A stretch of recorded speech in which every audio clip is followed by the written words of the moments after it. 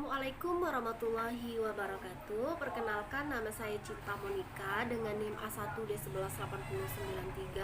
Nah, jadi di video saya kali ini saya akan menjelaskan tentang RPP atau Rencana Pelaksanaan Pembelajaran. Nah, jadi kita akan mengetahui dulu pengertian dari RPP. RPP atau Rencana Pelaksanaan Pembelajaran adalah pegangan seorang guru dalam mengajar di dalam kelas. RPP dibuat oleh guru untuk membantunya dalam mengajar agar sesuai dengan standar kompetensi dan kompetensi dasar pada hari tersebut. Rencana Pelaksanaan Pembelajaran atau RPP berisi pengaturan yang berkenaan dengan perkiraan atau proyeksi tentang apa yang akan dilakukan pada saat kegiatan belajar mengajar berlangsung. Kemungkinan pelaksanaan pembelajaran sesuai dengan rencana pelaksanaan pembelajaran yang telah direncanakan ataupun tidak karena proses pembelajaran bersifat situasional. Apabila perencanaan disusun secara matang, maka proses dan hasil pembelajaran tidak akan jauh dari perkiraan. Nah, selanjutnya kita memasuki hakikat RPP. Menurut Permendikbud nomor 65 tahun 2013 tentang standar proses perencanaan pelaksanaan pembelajaran atau disingkat dengan RPP adalah rencana kegiatan pembelajaran tatap muka untuk satu pertemuan atau lebih. RPP dikembangkan dari silabus untuk mengarahkan kegiatan pembelajaran peserta didik dalam upaya mencapai kompetensi dasar. Selanjutnya, menurut Permendikbud nomor 81A tahun 2013 tentang implementasi kurikulum pedoman untuk pembelajaran.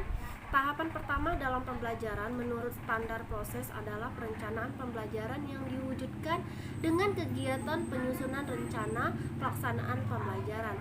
RPP adalah rancangan pembelajaran yang dikembangkan secara rinci dari suatu materi pokok atau tema tertentu mengacu pada silabus. Sementara itu, menurut panduan teknis penyusunan RPP di sekolah dasar, RPP itu adalah rencana kegiatan pembelajaran tatap muka untuk satu pertemuan atau lebih. RPP dikembangkan secara rinci dari suatu materi pokok atau tema tertentu yang mengacu pada silabus untuk mengarahkan kegiatan pembelajaran siswa dalam upaya mencapai kompetensi dasar atau KD.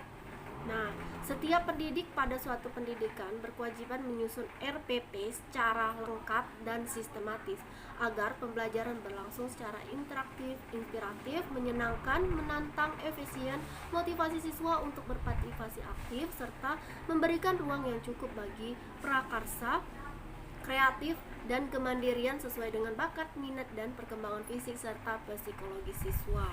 Nah, RPP itu pun disusun berdasarkan KD atau subtema dan dilaksanakan dalam satu kali pertemuan atau lebih. Pengembangan RPP dapat dilakukan pada setiap awal semester atau awal tahun pembelajaran dengan maksud agar RPP lebih tersedia terlebih dahulu dalam setiap awal pelaksanaan pembelajaran. Pengembangan RPP dapat dilakukan oleh guru secara individu maupun berkelompok dalam kelompok kerja guru atau yang disingkat dengan KKG di gugus sekolah, di bawah koordinasi dan supervisi oleh pengawas atau dinas pendidikan. Kurikulum 2013 untuk sekolah dasar merupakan pendekatan pembelajaran tematik terpadu dari kelas 1 sampai kelas 6. Oke, selanjutnya kita memasuki prinsip pengembangan. Pengembangan RPP mengikuti prinsip yang pertama itu, RPP merupakan terjemahan dari ide kurikulum yang berdasarkan silabus yang telah dikembangkan pada tingkat nasional ke dalam bentuk rancangan proses pembelajaran untuk direalisasikan dalam pembelajaran.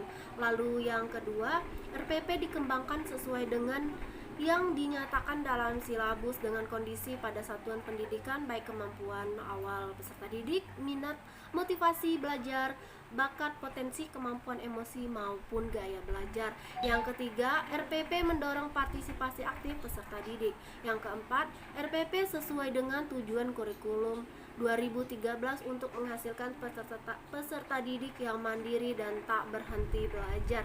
Yang kelima, RPP mengembangkan budaya membaca dan menulis. Yang keenam, proses pembelajaran dalam RPP dirancang untuk mengembangkan kegemaran membaca, pemahaman beragam membaca, dan berekspresi dalam bentuk tulisan. Yang ketujuh, RPP memuat rancangan program pemberi umpan balik positif, penguatan pengayaan, remedi, dan umpan balik. Yang ke-8, RPP disusun dengan memperhatikan keterkaitan dan keterpaduan antara KI dan KD, materi pembelajaran, kegiatan pembelajaran, penilaian, dan sumber belajar dalam satu keutuhan pengalaman belajar. Lalu yang terakhir, RPP disusun dengan mempertimbangkan penerapan teknologi, informasi, dan komunikasi secara integritas, sistematis, dan efektif sesuai dengan situasi dan kondisi. Lalu kita memasuki langkah-langkah pengembangan RPP. Menurut panduan teknis penyusunan RPP di sekolah dasar, pengembangan RPP ini disusun dengan mengakomodasikan pembelajaran tematik atau yang disebut dengan RPP tematik. RPP tematik yaitu adalah rencana pembelajaran tematik terpadu yang dikembangkan secara rinci dari suatu tema. Nah, yang pertama itu mengkaji silabus tematik, lalu yang kedua mengidentifikasi materi pembelajaran, yang ketiga menentukan tujuan, yang keempat mengembangkan kegiatan pembelajaran, yang kelima penjabaran jenis penilaian, yang keenam menentukan alokasi waktu, dan yang ketujuh menentukan sumber belajar. Nah, jadi di video saya kali ini mengenai tentang RPP. Semoga video saya kali ini bermanfaat untuk teman-teman semua. Saya akhiri, wassalamualaikum warahmatullahi wabarakatuh.